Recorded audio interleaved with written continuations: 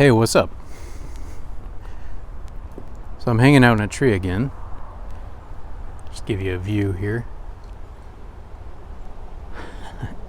Same tree I was in before. It's a really cool spot. I wonder why trees do that, by the way. Because this tree, it's almost like there's another tree growing out of it, and it went sideways and then up. So it's like, was the tree trying to reach the sun? Like it was blocked and it was trying to reach the sun. Is that why it grew out and then up? Who knows? Crazy, right? Do you know that trees, I don't know if this is true of all forests, but there's certain forests where the trees literally talk to one another. Now, obviously not in any language as complex as the one I am using to speak to you now, but they can communicate certain basic information to each other. And there's this one, I think they call it a superorganism.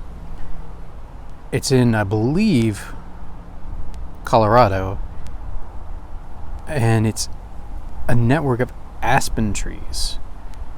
The roots underground all grow together so that literally, I think, hundreds, maybe even thousands of trees are all linked together in one superorganism.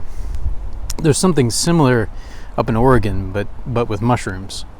It's one of the biggest living organisms on the planet that we have yet discovered. So I think in today's video, I was trying to decide what to talk about, and I'm like, I think I'm just going to geek out about nature for a bit. So I'm reading this book. I say reading. I read like the first chapter.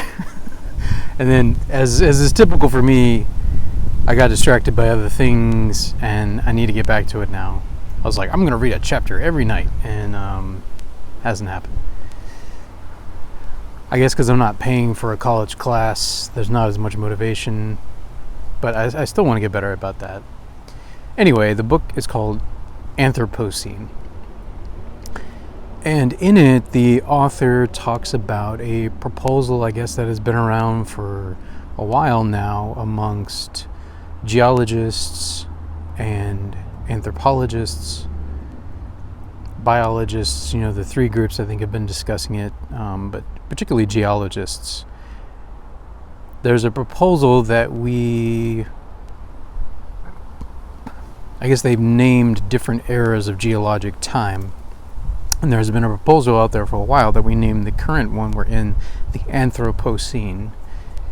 Reason being that mankind, with our agriculture, with our technology, we have so changed the face of this planet as to we have left geologic markers. We have altered the face of the planet more than perhaps any other, certainly I would say than any other mammalian species has ever done.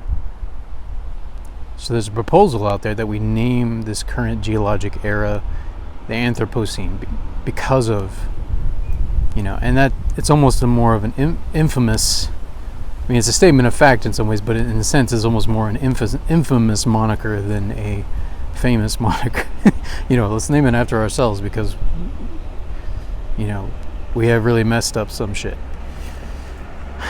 That's not to say that all the changes we've made are bad necessarily, but it is estimated that we are responsible for the extinction of quite a few species, like thousands of species. We have kicked them out of their habitats as we have expanded our own. And I don't know that that's necessarily any different than what normally happens in nature.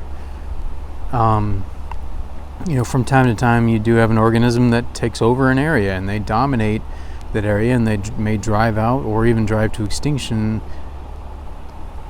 other organisms that are unable to adapt to those changes, like either the environmental changes around them. Some species die off as a result. and others thrive. And to some extent, that's just the cycle of life, if you will. Circle of life, cycle of life. So I wouldn't necessarily call it evil in a broader sense, when you look at it naturalistically. However, it seems like we humans are unique in that we have become aware, very poignantly aware, of the effects that our behavior have on our environment. And we've become relatively adept at making changes to our environment to our advantage, whether that just be our personal advantage or whether that be the advantage of our tribe, our nation, what have you. Some humans have begun advocating for other living species and have tried to make changes to benefit them, sometimes at the expense of something that other humans want to do. But it seems that we are uniquely aware of the impact that we make on the environment around us, that we are uniquely cognitively aware of that. And of our ability to make changes. And I think on balance that has probably been a bad thing, or a destructive thing, might be a better way of putting it. It's probably done more harm to the overall environment than good. But there is a growing group of people that are advocating for us to make positive differences in this planet rather than negative ones with our creativity. Let's put our creativity to work. Let's put this awareness that we have, let's put it to use. Let's make a difference, not just in the lives of humans, but in the lives of all living things. Let's try our best, and this is a word I keep coming back to, but try our best to live symbiotically with the environment around us. And I admit, you go rewind about 10 years or so in my life, I think I would have had two reactions, perhaps almost simultaneously, to that type of proposal. One, there would have been a part of me that's it's not that important, or those environmentalists, that there would have been part of me that would have had that thought, I think, unfortunately. And then there's another part of me that's really intrigued by that perspective. There's a movie, honestly, that kind of illustrates the difference, and I know it's, in terms of its environmental message, is a bit clumsy and heavy-handed. So not my cup of tea, in terms of the way to communicate a message, and yet. Okay, so the movie is Avatar, and I'm not talking about Avatar: The Last Airbender. I'm talking about just straight Avatar. James Cameron's Avatar came out in 2009, 12 years ago. We're still waiting for the sequel. James Cameron, please hurry up. But I'm going to confess, I went to see that movie 4 times in theaters, and yes, the villains were two-dimensional and shallow, but I didn't care, because the experience of seeing that film in the theater was amazing. Gorgeous film. And it was made, it was filmed and designed to be in IMAX 3D specifically. It was one of the few times a mainstream, if not maybe still the only time, I'm not totally sure, but one of the few times that a mainstream, blockbuster type film was planned out. It was planned to be 3D from the start. James Cameron had already pioneered this use of a binocular camera. If you had the privilege of seeing his documentary Aliens in the Deep, which I think was 2006, 2005, somewhere in there, where they go on an expedition deep into the ocean with subs, and they're exploring down there around the thermal vents, and it's amazing. I got to see it on an IMAX screen at the Smithsonian in 3D, and it was amazing. To this day, it's still probably the best 3D film I've ever seen. I even like it the 3D, at least in that, better than in Avatar, because it was 3D in real life. Like, it was just filming real people. And they used binocular cameras, so they had 2 cameras on a mount that would synchronize and film simultaneously with binocular vision, just like our eyes do. And then they had some way of merging the 2 videos so that when you watched it with your 3D glasses, it literally it felt like you were right there. Like you were right there in the movie. It was amazing. And seeing films like that just fill me with awe and wonder, at the universe around us, at how much we don't know. And that's one of the things they talk about in that video, how much we don't know about our own planet, even. How little we have invested in exploring the oceans. We haven't gone that deep.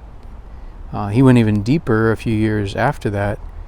I forget the name of that film. He brought together a team to design and build a submarine, a one-man submarine that was specifically designed to go deep quickly. Instead of several hours, I think it was able to get down to like something ridiculous, like a mile deep or something, in like 30 minutes without killing the operator, which in that case was James Cameron. Which, how awesome is that? Like, dude's a multi-millionaire film director, and he loves adventure so much. The dude's getting in a sub to go to the bottom of the ocean. It's cool. It's nice to have that much money to do that too, but but also the vision, because he's like running the team doing this. And he hired good people that knew what they were doing. There's a documentary about that too. Cool stuff. But Avatar, getting back to Avatar. So that's something they talk about in Avatar. Now, it's a fictional planet, obviously the planet of Pandora. It's a fictional planet. But they talk about the connection between all living things. And the natives there call that connection Awa. It's their goddess, if you will. But the scientists who have been there studying, like Sigourney Weaver's characters, like the head scientist, had come to realize that the planet itself was a living organism, that all of the trees were interconnected, and that they were interconnected and communicated with one another. And I think she says at one point in the film they had more connections than the human brain, like more connections than there are between the synapses and the neurons, of the human brain. The planet itself was an intelligent organism, or the trees at least, were interconnected and able to communicate with the other living creatures there on the planet. Sounds like science fiction, right? Which, that's a science fiction movie. But that shit's based in real science. And we're learning more and more about means of communication that we might have called magic, or might have ascribed to a deity or a demon or something more ethereal in the past, in our past as humans. But now we're calling it by different names, and we're coming to understand it better because of science. Something I learned about, and I want to explore this more because it's fascinating. Something I learned about a while back was this means of carrying information known as biophotons. The only thing I can compare it to on the human technology scale is fiber optic cables, right?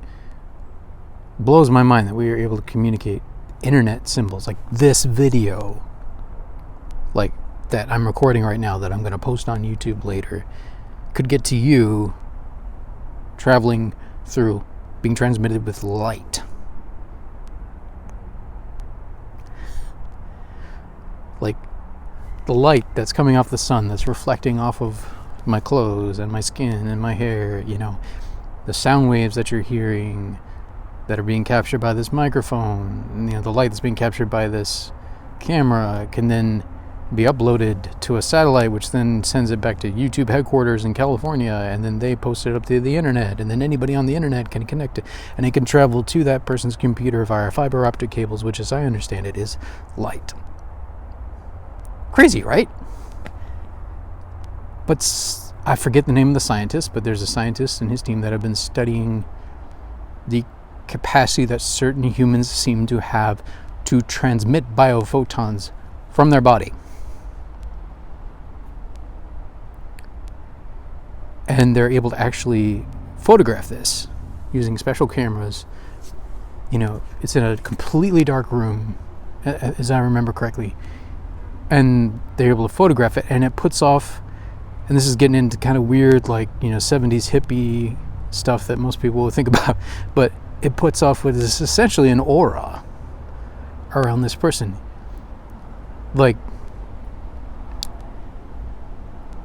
So we use the term vibe, I got a bad vibe off that person. What if that's literal? There's something your body there's some kind of information that person is transmitting, whether it's through their body language and facial expressions, or a pheromone that their body is transmitting, or perhaps biophotons that then your body is somehow able to read and interpret enough that it puts you on guard. You're like, that person gives me bad vibes, or someone else might use the term what. And it seems that some people can literally,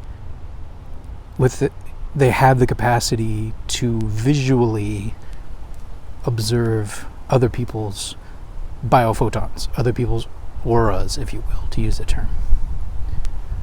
So you think about this term aura, I think it, if I'm not mistaken, it comes from ancient Eastern religion. I could be wrong about that. But just think about the ancient sacred texts, ancient, in some ways, some of that stuff is ancient science. It's just humans observing the world around us, around them, and trying to understand it. And they, as I understand it, we're talking just a few thousand years ago, because recorded history doesn't go that far back. Their level of intelligence, genetically speaking, wasn't much different than ours. So they had, and in many ways they had less distractions, so they were probably better able to focus and just really zone in to what's going on around them. I think we've lost a lot of that in this day and age, and I myself have been trying to recapture some of that, and have been able to through things like mindfulness meditation. That's been one of the biggest helps. Taking some minor antidepressants to alter my brain chemistry. As creepy as that sounded, and I was afraid to do it for so long, but it has really helped. It's improved my memory, my brain's ability to access memories from the past. It's improved that. It's improved my ability to be present in a moment, to observe phenomena that's going on around me, sounds and stuff. It's crazy, right? And so anyway, getting back to biophotons, apparently some people have the capacity to, at least on a maybe not in as sophisticated a way as the cameras they've created, but or at least you're conscious. You might not be as consciously aware of it, unless you're familiar with the concept of biophotons, But apparently some people can literally see a bad vibe, like an aura, like a color. They can see these biophotons being put off. And, right now they're just speculating as to what types of information might be transmitted through this light, these photons. But there are certain people that put off as much as 1 million times more biophotons than others. So what if these are I'm just speculating here wildly, but what if these are the charismatic leaders, people that we say have a natural leadership ability that just seem to attract people to them? What if they literally, physically are putting off some kind of information or some kind of energy that is literally attracting other people? Like a pitcher plant. I know that's a bad analogy, but it has a mechanism that attracts insects to it so that they can then eat those insects, right? People that have natural leadership ability, they may use that for good or for evil, or I should say for their benefit or for the benefit of others. Maybe a better way of putting it. or both. So the ability itself is neither good nor bad. It's not moral or immoral. It just is. What you do with it is what either benefits other living organisms or harms them, right? But yeah, it's just, I feel like in the last year and a half to 2 years,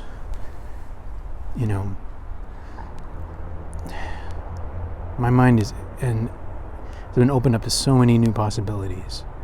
And I was always curious about these things, but there was part of me that felt like that was illicit, that I wasn't allowed to be too curious, because, the real knowledge that mattered was the Bible and was Christianity. That was the real true knowledge that mattered. And I have many friends and family that would tell me that now still. And I'm not saying it's impossible that they're right.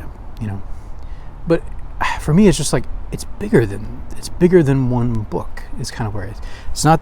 I'm in a place where I'm not just tossing out what I learned growing up. No, I'm just viewing it differently, and I feel like my horizons have been expanded so much, and it's just so much bigger than that. That's a part of the story, but there's so many other stories, and we need to hear as many of them as we can, so we can better understand the whole.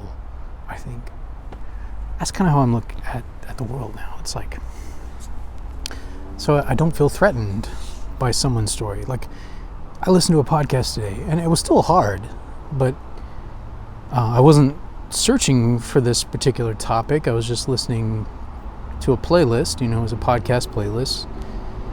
But in the course of one episode coming up after another, this is a podcast where people just tell their stories. They tell, in particular, secrets, things that they haven't shared with that many people. But just they tell stories. And a woman told of her experience leading up to and the process of making a decision about whether to have an abortion. And then in her case, in this particular case, she made the choice to have one. And she just told her story. Now I've thought a lot about that topic. I've studied some on it.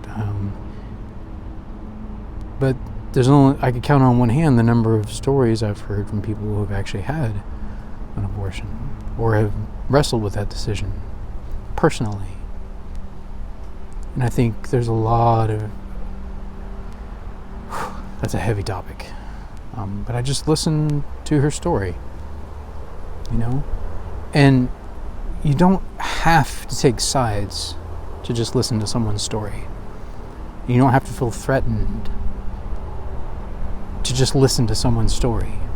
Yes, you may make judgments about their decisions, and probably do it even without thinking half the time. Like, you'll make a either conscious or unconscious judgment about what they should have done, what you would have done in that situation. But you don't have to bring that in to just listen. Just listen to their story and learn a little bit more about the human race, about somebody else, about where they come from, And I think at the end of the day, it will help you to make a better decision.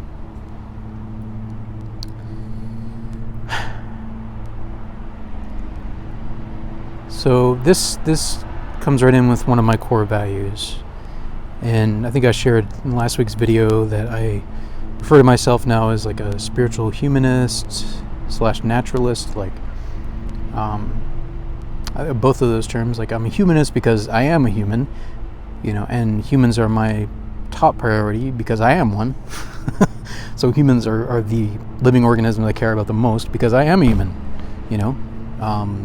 So I naturally have, I think, more compassion, empathy, more ties to other humans because I am a human, right? But when I use the term naturalist, like, I automatically think of like having care and concern and wanting to understand all living things, not just humans, and wanting to understand how we rely on one another and work together, like interspecial, symbiotic relationships, to use a big term. But yeah.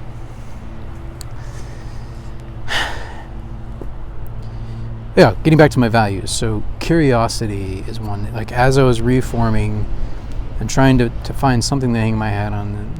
And, I landed on about 4 or 5 like really core values for me, and they're not necessarily in order of importance. They kind of are, but they don't. They're not necessarily ranked. But empathy is one. You guys have heard me talk about empathy. Curiosity is another, like a desire to learn about others and about the world around you. Generosity, honesty, like seeking the truth and speaking the truth. I think self-care is one that I added, because I'm learning more and more that I care better for my kids, I care better for my wife when I take good care of myself.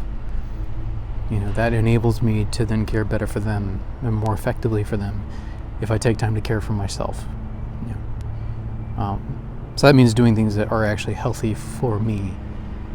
And that then enables me, when I'm coming from a healthier place, that enables me to better care for my wife and my children and for other people that are important to me and other beings that are important to me.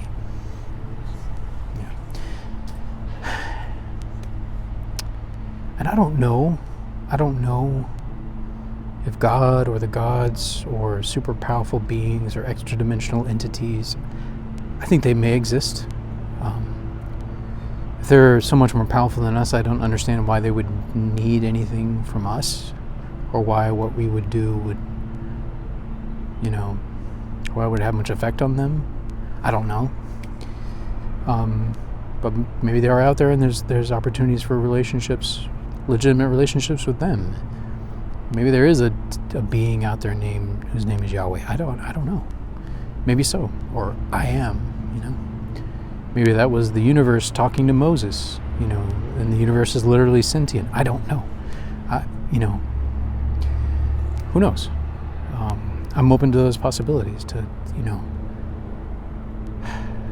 I think you kind of have to start with what you can see and feel and touch and taste, and that's, where else can you start? This is the plane of existence that I live on. I don't know to what extent I may interact with others. I don't know. I'm curious to know. But yeah, like, I have to start with the one I'm in, right? What else can I do?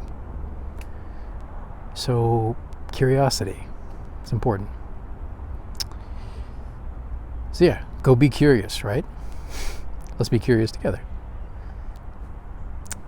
Peace, my friends.